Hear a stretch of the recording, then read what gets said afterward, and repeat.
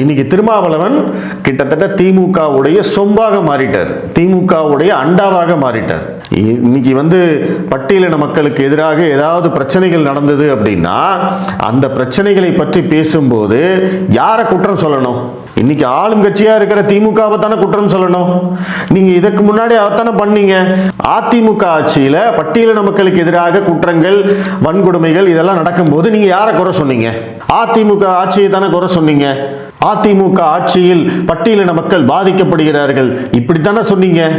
இப்போ சமீபத்தில் திண்டிவனம் நகராட்சியில அரசு ஊழியராக இருக்கக்கூடிய பட்டியலினத்தை சேர்ந்த முனியப்பன் என்பவரை திமுக கவுன்சிலர் மற்றும் அவரது கணவர் மற்றும் சிலர் எல்லாரும் சேர்ந்து அவரை மிரட்டி, அவரை இழிவா பேசி, அவரை காலில் விழ வச்சிருக்காங்க. இப்போ அவங்க சொல்றாங்க, காலில் நாங்கள்லாம் விழ வைக்கல, அவரே தான் விழுந்தாரு அப்படின்னு சொல்றாங்க. எது நடந்தாலும் அது தப்பு. சரி, ஓகே, அந்த மற்றதெல்லாம் விசாரணையில் இருக்கட்டும். ஆனால் முதல்ல வந்த செய்தி என்ன?